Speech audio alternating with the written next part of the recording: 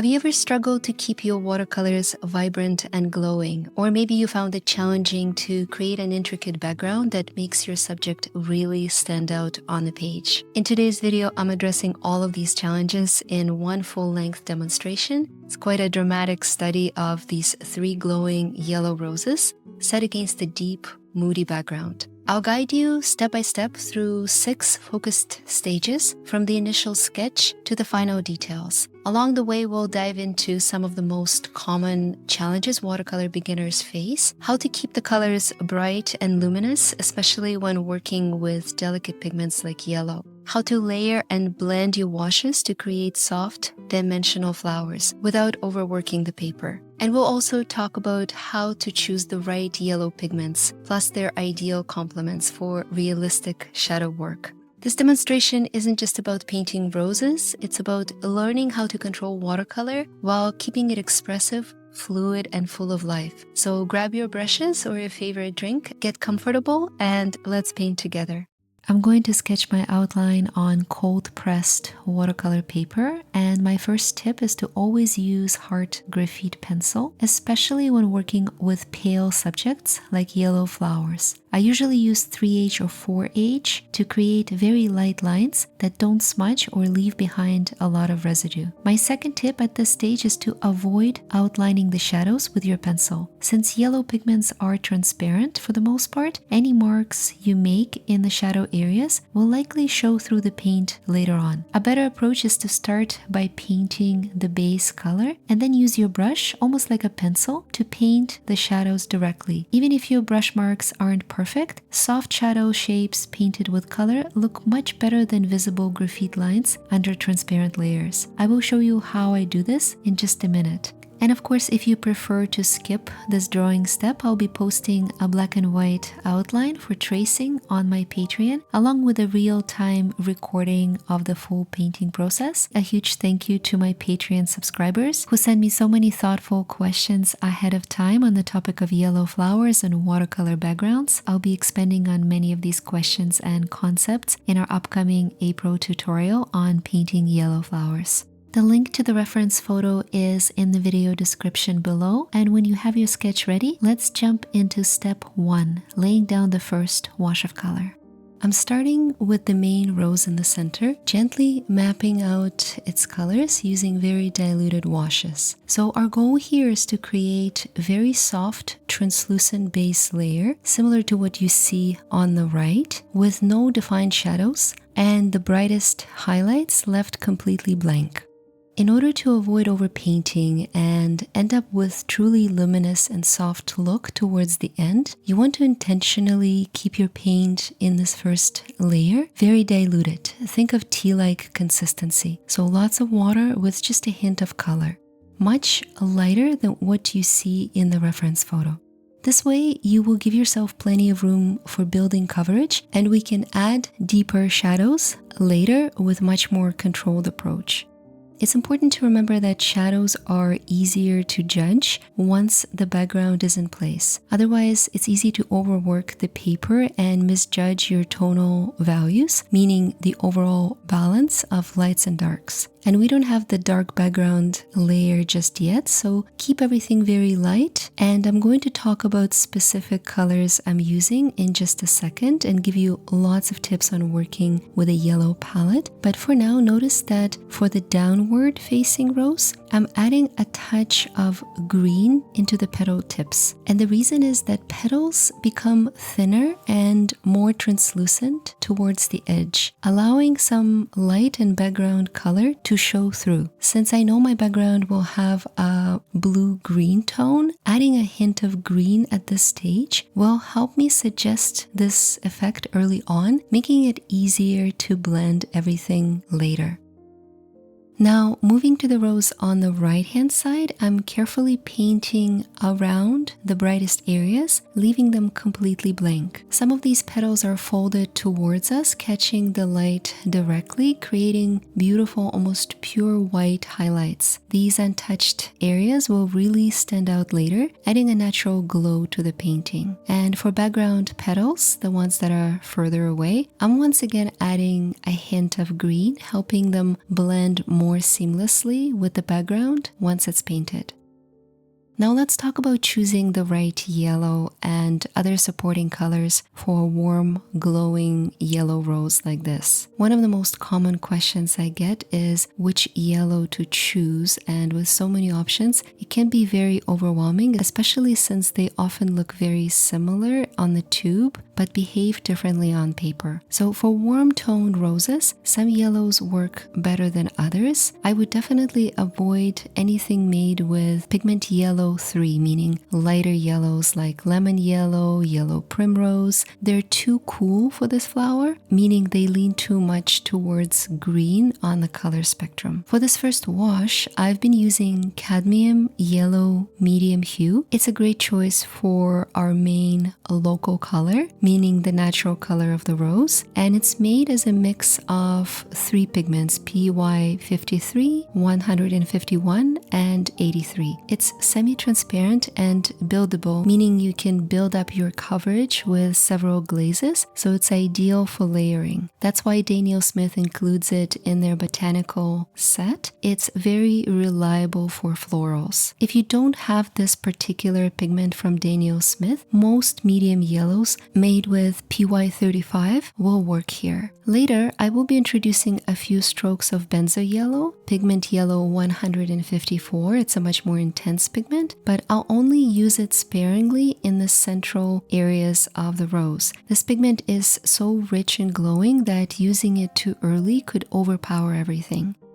Strong, vivid yellows like this are best reserved for accents and final touches when you know exactly which areas you want to draw attention to. I've also been adding a touch of Hansa Yellow Deep for those slightly more orange-leaning areas. I'm not using pure orange. I think it would be too harsh, so this is a much more mild version that blends beautifully with my cadmium yellow wet into wet. And finally, I've been lightly dropping very diluted dioxazine purple into the shadow areas to start establishing depth.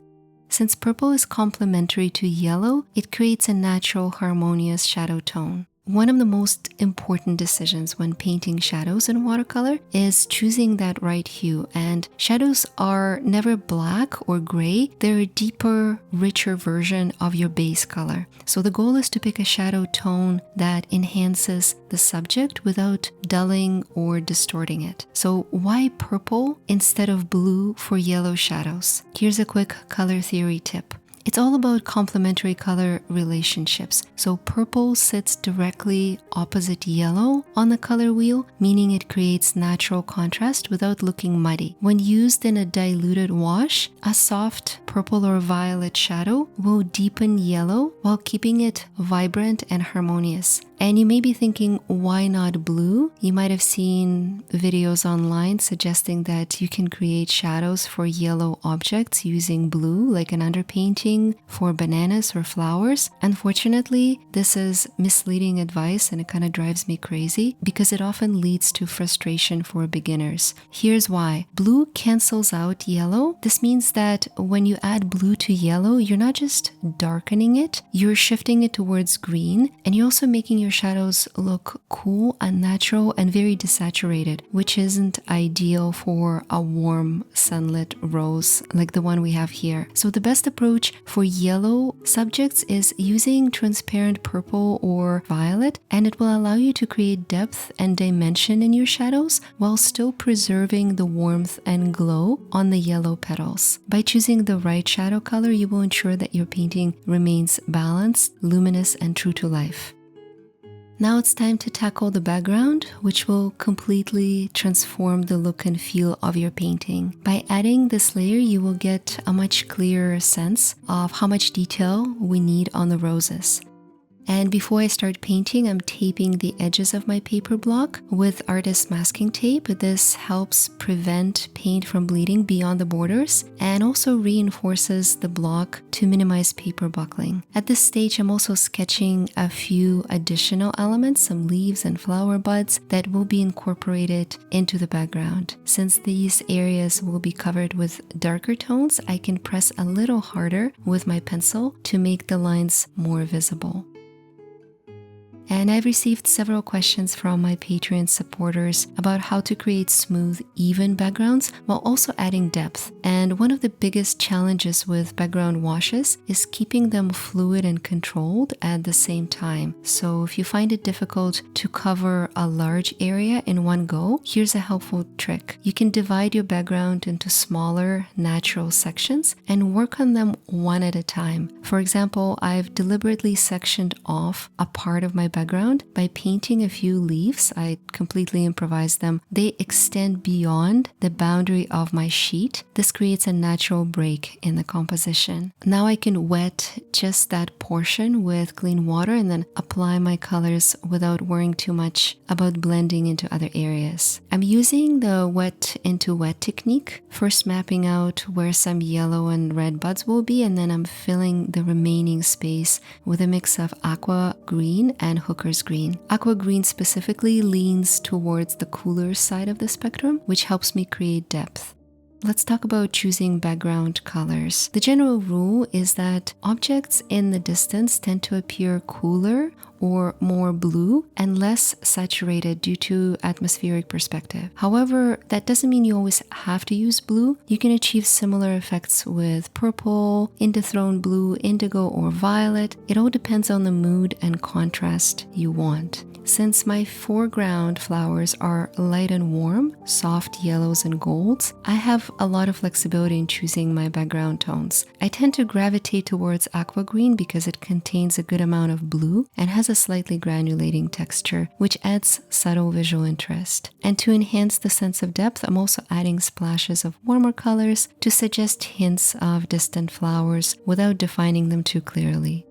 Since objects become less defined and blurrier as they recede into the background, I want to avoid sharp edges for the most part in this first layer. And to do this, I'm dropping pigment into wet surface. This technique is called charging, and letting the colors blend naturally on paper. The only sharp edge I want at this stage is the boundary between the background and the roses. So I'm slowing down and working carefully whenever I approach the petals to ensure a clean transition.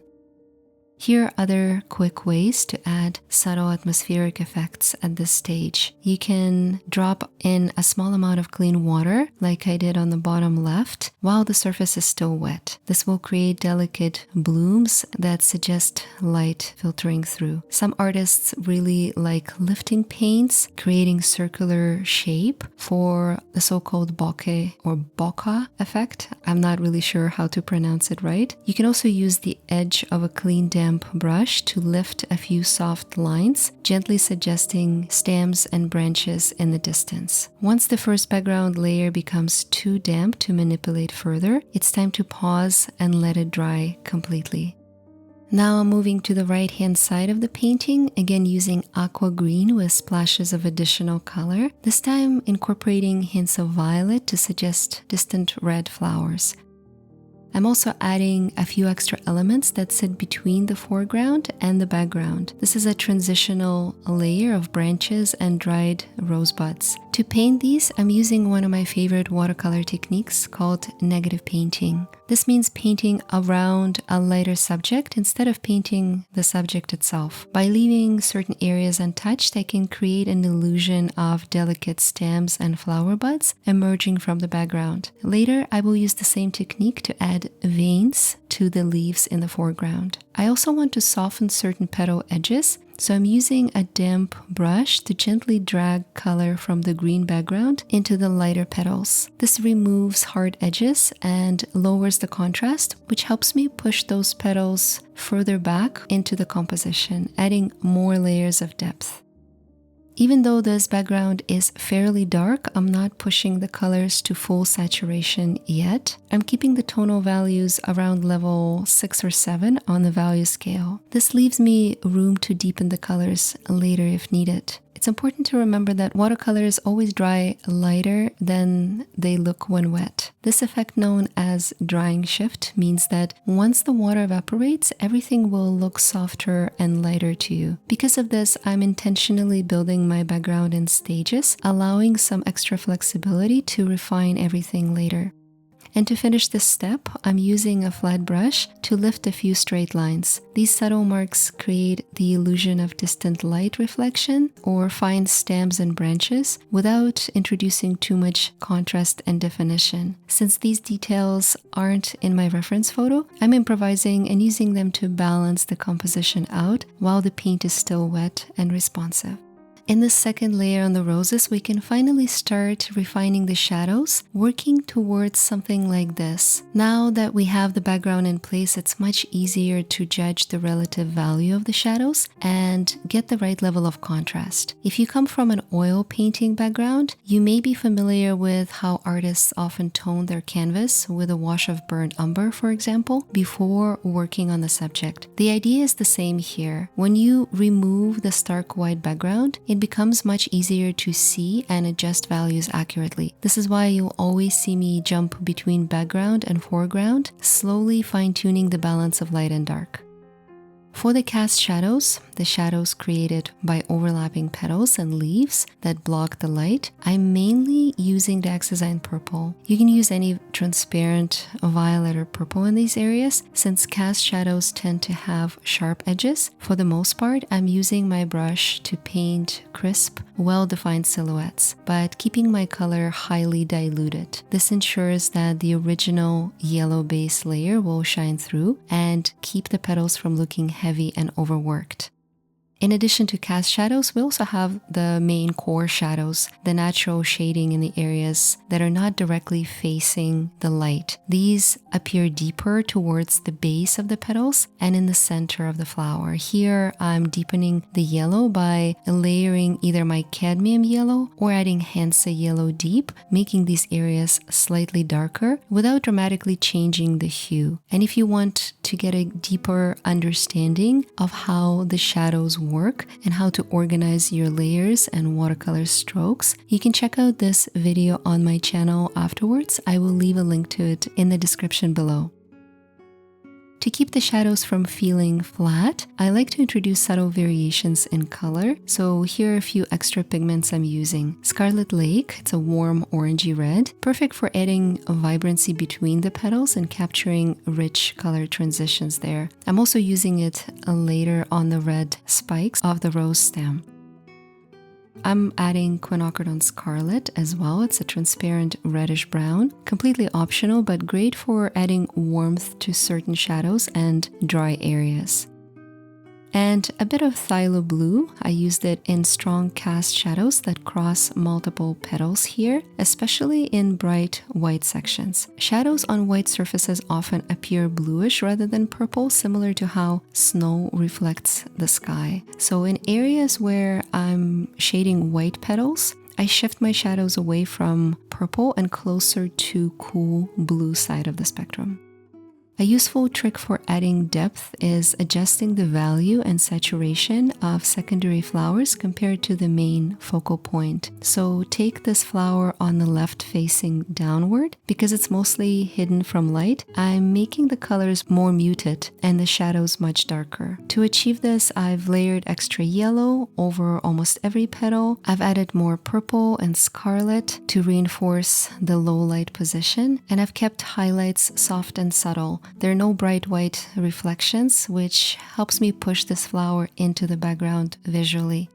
In contrast, I want the central flower to be the star of the composition. So to enhance the focus, I've layered more of my vibrant benzo yellow along with extra shadows and fine details.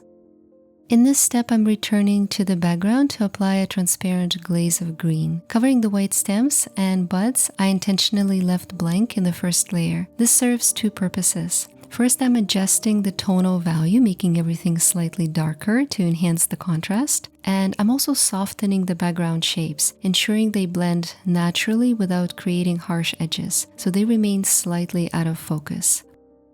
For the leaves in the center, I want to take a more refined approach and bring them visually forward by adding extra detail. This follows a key principle of painting. The more detail you add, the closer an object will appear to the viewer. So foreground elements should have sharper details, while background elements should remain softer and looser to create natural depth. To make some of these leaves stand out, I'm using the tip of my brush to paint around the veins rather than painting them directly. Again, this is called negative painting, and it creates delicate, subtle texture without overwhelming everything. At this point, I hope you're starting to see the pattern. I always take more time to refine the shadows, edges, and subtle color transitions when I want to bring something forward, while keeping background elements softer and less defined to push them into the distance.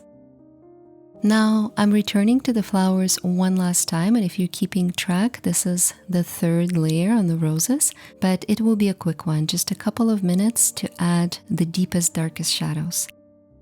At this stage, I can finally use the most saturated versions of my color, since I now have a clear understanding of how dark the background is. Using the same color combinations from the previous layers, I'm simply intensifying key areas by glazing my vibrant benzo yellow over the central petals for extra warmth and glow. I'm adding Scarlet Lake for segments that need to lean towards red, adding a fiery contrast, and a little bit of purple and burnt scarlet for defining the darkest shadow borders, creating crisp separation between overlapping petals.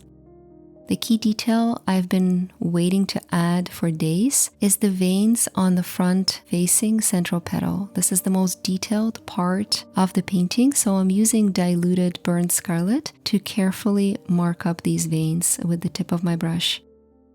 This is as intricate as it gets in this painting, and I'm only doing it in one area, the petal facing towards us and the one right next to it. This helps me reinforce the visual hierarchy, guiding the eyes of the viewer to the most important part of the composition. If I were to do that on every petal, the composition would lose clarity and your eyes wouldn't really know where to focus. Prioritizing where to place details and where to skip them is key for creating a strong, balanced painting. At this stage, we're more or less finished, but if you worked carefully and kept your colors diluted enough, there may be still some room to darken parts of the background and add subtle refinements.